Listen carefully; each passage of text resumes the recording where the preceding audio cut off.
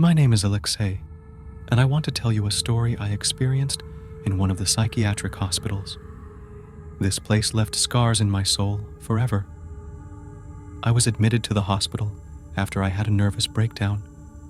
My wife had left, job loss, depression. It all piled up and brought me here. At first, I thought this was just a regular hospital where I would get the help I needed. But soon I realized that this place was far from ordinary. The rooms were cold and gloomy.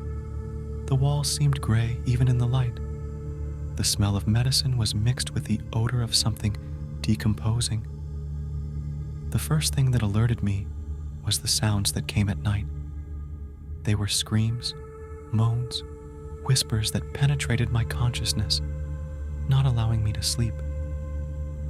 My roommate in the ward, Andre, said that this place was cursed. He claimed that cruel experiments on patients had once been conducted here. I didn't believe him at first, thinking it was just the delirium of a sick man. But every day, stranger things happened. One night I woke up with the sensation of someone standing by my bed. I opened my eyes and saw a dark figure whispering quietly to himself. My heart was pounding, and I couldn't move. The figure gradually disappeared into the darkness, leaving me terrified. The next morning, I asked the staff about the night's events. They only waved it off, saying it was just hallucinations and side effects of the drugs.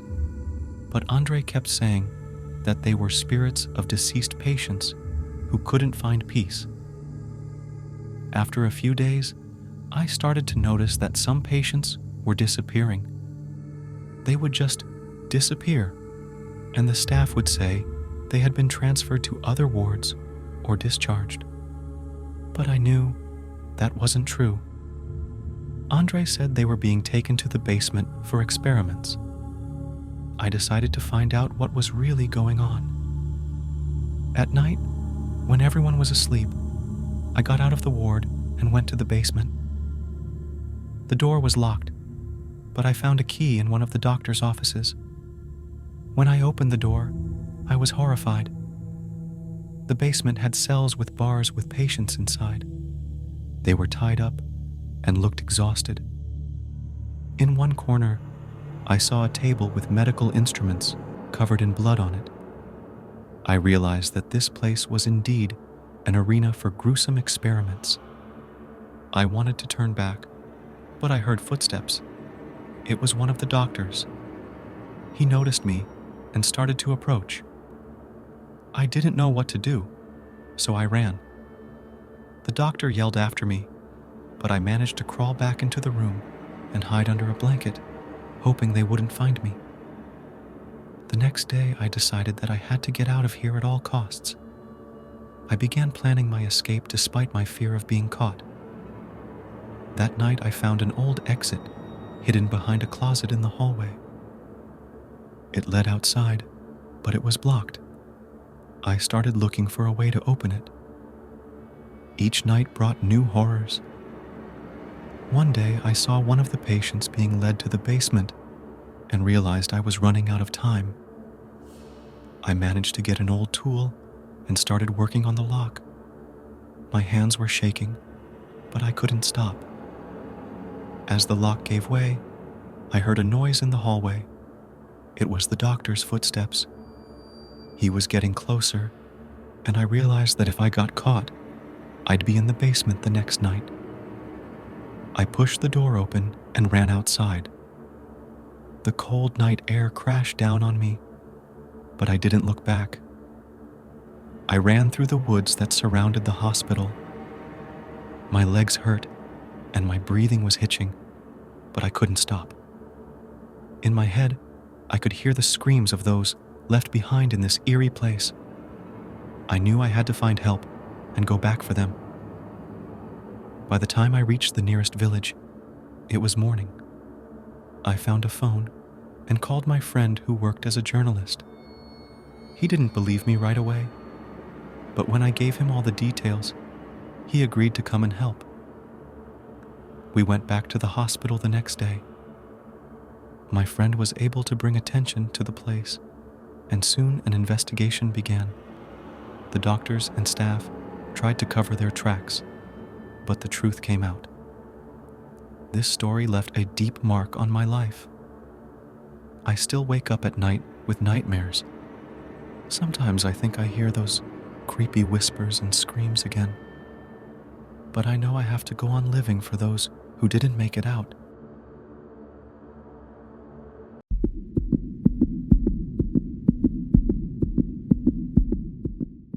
My name is Oleg. I'm into exploring abandoned places, and one day I decided to visit an old psychiatric hospital that closed down decades ago. This place always gave me a strange feeling, but I couldn't resist the desire to find out what lurks behind its walls. I arrived at the hospital in the early morning, when the fog was still shrouding the ground. The building stood on a hill surrounded by a forest. The road to it was overgrown, and it looked as if no one had set foot here in years. I parked the car nearby and headed toward the main entrance. The hospital doors were locked, but I found a broken window and made my way inside. It was dark and quiet inside. Only faint light filtered through the dirty windows. The corridors were littered with broken furniture and old medical equipment. The walls were covered with rust and mold. I began to look around the building, taking pictures of everything on my phone. In the first room, I found old patient records scattered on the floor. Names, dates, diagnoses. It all looked like someone had left the place in a hurry, leaving everything as it was. Walking further, I found a ward where there were old beds with rusty bars. The mattresses were torn. Bandages and empty medicine bottles were lying on the floor. I imagined how people once lay here, left to fend for themselves. My next stop was in the treatment room. Here there were old chairs and tables with medical instruments. On one of the tables, I noticed strange stains that looked like dried blood. My heart beat faster, but I couldn't stop.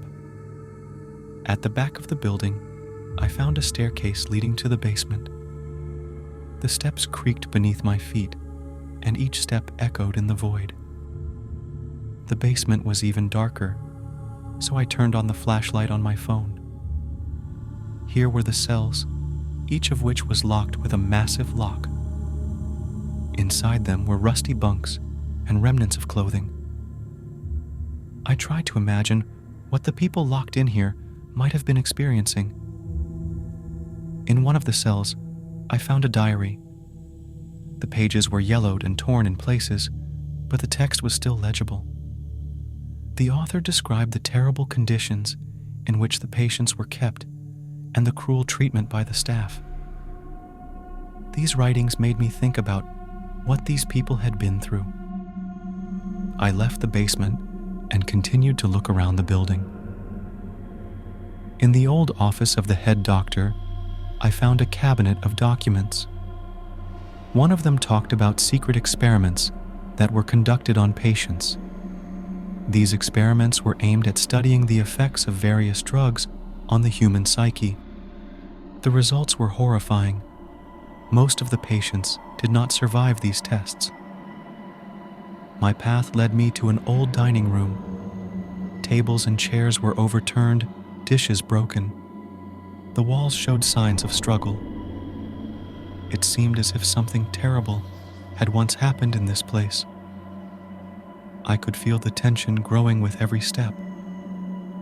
Suddenly I heard a noise coming from one of the corridors. It was the scraping of metal against metal, as if someone was trying to open a door. I froze in place, listening. The noise repeated, and I headed that way. When I got to the source of the sound, I saw an open door leading into a small room. Inside were old archives and shelves of files. The noise was coming from a ventilation grill that was dangling from a single screw. I decided to check what was behind it and pulled the grill back. The vent was narrow, but I was still able to crawl through. I crawled along until I came upon a small room. It was filled with papers and old photographs. In one of the pictures, I saw hospital patients locked in cells. Their faces were gaunt and frightened.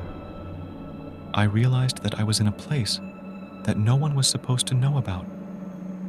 At that moment, I heard footsteps behind me.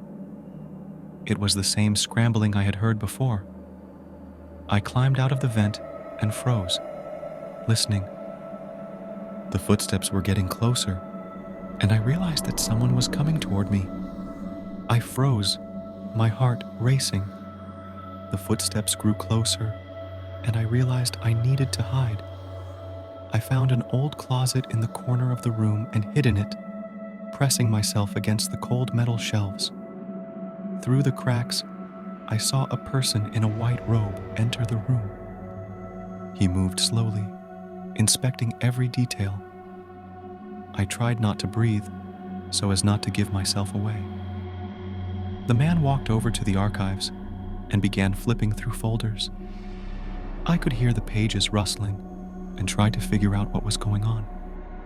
Suddenly, the figure stopped, raised his head, and began to look around. I felt a cold sweat run down my back. At that moment, I noticed an old scalpel on the shelf in front of me. I picked it up, hoping I wouldn't need it. He turned abruptly and headed for the closet. I braced myself for the worst, but at the last moment he stopped, turned, and left the room. I waited a few moments, then slowly stepped out of hiding.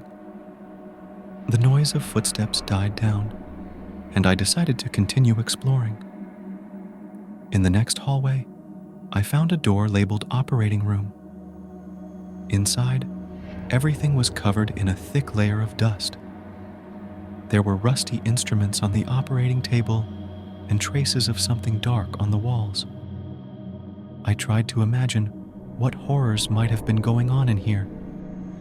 In one corner was a cabinet with medicines and vials. Some of them had been opened and used. I walked out of the operating room and headed onward. The corridors grew darker and darker, and I felt as if someone was following me. Every step echoed, and I kept looking around, but I didn't see anyone. Suddenly, I heard a low whisper.